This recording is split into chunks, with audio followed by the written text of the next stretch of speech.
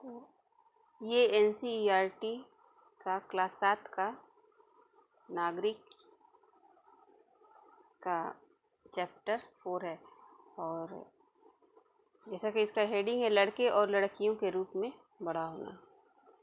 तो इस चैप्टर में मुख्य रूप से लड़का और लड़की के भेद को बताया गया है। पहले किस प्रकार का भेद होता था और इसको किस प्रकार से ख़त्म किया जाने का प्रयास शासन के द्वारा और घर परिवार के द्वारा किया जा रहा है। तो इसका मुख्य बिंदु यहाँ पे दिया हुआ है कि लड़के और लड़कियों के रूप में लड़का या लड़की होना किसी की भी महत्वपूर्ण पहचान है और ये उसकी अस्मिता है। जिस समाज के बीच हम बड़े होते हैं वह हमें सिखाता है कि लड़के और लड़कियों को किस तरह का व्यवहार स्वीकार करने योग्य है। लड़के और लड़कियों का किस तरह का व्यवहार जो है वो स्वीकार करने योग्य है और उन्हें क्या करना चाहिए और क्या नहीं।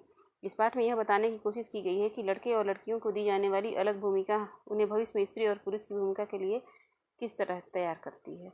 इस पाठ में बताया गया है कि अधिकांश समाज पुरुष व स्त्रियों को अलग अलग प्रकार से महत्व देते हैं। पुरुषों को ज़्यादा और स्त्रियों को कम महत्व देते हैं। स्त्रियां जिन भूमिका का निर्वाह करती हैं उन्हें पुरुषों द्वारा निर्वाह की जाने वाली भूमिका और कार्य से कम महत्व दिया जाता है। स्त्री और पुरुष के बीच काम के क्षेत्र में असमानताएं हैं। जैसे वही काम के लिए पुरुष अगर इसके मजदूर को लेते हैं तो पुरुष मजदूर है तो उसको ज़्यादा मिलेगा, स्त्री है तो उसको कम मिलेगा। और यहाँ पर दिया हुआ है समोआ द्वीप। समोआ द्वीप प्रशांत महासागर के दक्षिण में स्थित छोटे छोटे द्वीपों के समूह का एक भाग है। समोआ समाज पर किए गए अनुसंधान के रिपोर्ट के अनुसार 1920 के दशक में बच्चे स्कूल नहीं जाते थे। वे बड़े वयस्कों से बहुत सी बातें सीखते थे और बच्चों की देखभाल करना या घर का काम करना उनका काम था। और ये कहीं मिस प्रिंट हो जाता है। जिस टाइम बोला जाता है उस टाइम कुछ सही लिखा रहता है, बाद में ये गलत हो जाता है। तो यहाँ पर है कि तटों पर मछली पकड़ना उनका महत्वपूर्ण कार्य था, इसलिए किशोर बच्चे मछली पकड़ने के लिए सुदूर यात्राओं पर जाना सीखते थे। ये बात अपने बचपन के अलग अलग समय पर सीखते थे। जैसे जैसे बड़ा होते थे उसके अनुसार उन्हें और ज़्यादा चीज़ सीखना होता था।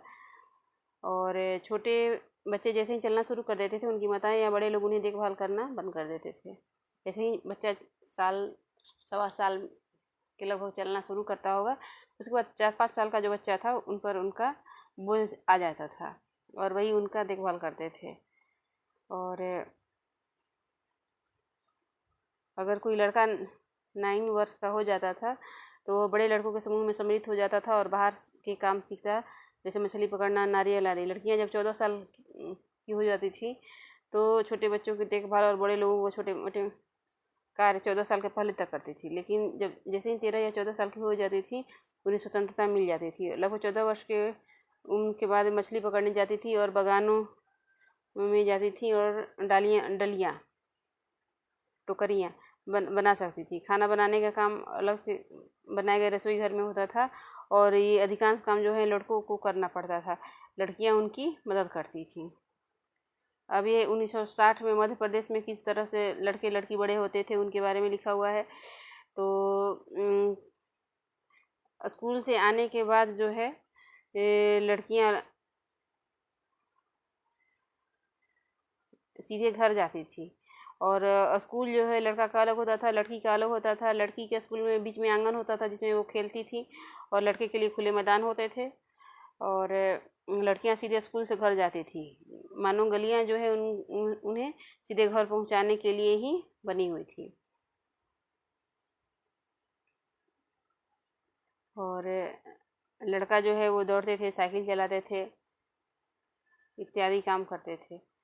और बड़े होने के छठा पॉइंट है, बड़े होने के भी कई तरीके हैं। और अगर हम एक जगह रह रहे हैं तो लगता है कि सभी हमारी तरह से बड़े होते हैं, लेकिन इस पाठ में बताया गया है कि बड़े होने के कई तरीके हैं। हम प्राय सोचते हैं कि बच्चे एक ही तरीके से बड़े होते हैं, इसलिए ऐसा होता है क्योंकि हम अपने अनुभव से ही ज़्यादा परिचित होते हैं। यदि हम अपने परिवार के बुजुर्गों से बात कर रहे हैं तो पाएंगे कि उनका बचपन हमारे बचपन से बहुत अलग था। 7वां है घरेलू काम का मूल्य। घर के अंदर किए जाने वाले कार्यों को समाज में महत्वपूर्ण समझा नहीं जाता। घर में जो लेडी काम करती है उसका उतना इज्जत नहीं है। खेत में जो किसान काम करते हैं उनका इज्जत नहीं है। अगर 2,000 रुपये का नौकरी अगर कोई बाहर करता है तो उसका इज्जत ज़्यादा है। तो ये सब हमारे समाज का देन है। लेकिन इसमें केवल स्त्री और पुरुष का फर्क बताया गया है। स्त्री और पुरुष के बीच असमानता की एक बड़ी सामाजिक व्यवस्था का ही ये असमानता जो है वो भाग है। स्त्री और पुरुष के बीच असमानता एक बड़ी सामाजिक व्यवस्था का ही भाग है। इसलिए समाधान हेतु जो कार्य किए जाते हैं वे केवल व्यक्तिगत या परिवार स्तर पर नहीं वरन शासकीय स्तर पर भी होने चाहिए, और इसके लिए सरकार काम भी करती है। संविधान में भी ये कहा गया कि स्त्री पुरुष के आधार पर भेदभाव नहीं किया जाएगा, लेकिन ऐसा होता नहीं है। लेकिन फिर भी गवर्नमेंट की तरफ से कुछ प्रयास किए गए हैं। आंगनवाड़ी और बालवाड़ियाँ इसी के अंतर्गत आती है। और गवर्नमेंट की तरफ से ये नियम बनाया गया है कि कर्मचारियों की संख्या, अगर लेडीज़ कर्मचारियों की संख्या अगर 30 से अधिक है तो उसे वैधानिक रूप से बालवाड़ी या क्रेश की सुविधा देनी होगी। क्रेश या बालवाड़ी में छोटे छोटे बच्चे रखे जाते हैं। इससे बहुत सी लड़कियां स्कूल जाएंगी और उनका समय जो बच्चे खिलाने में नहीं जाएगा और वे स्कूल जा सकेंगी और महिलाएं भी घर के बाहर काम कर सकेंगी। तो अभी के लिए बस इतना ही। धन्यवाद।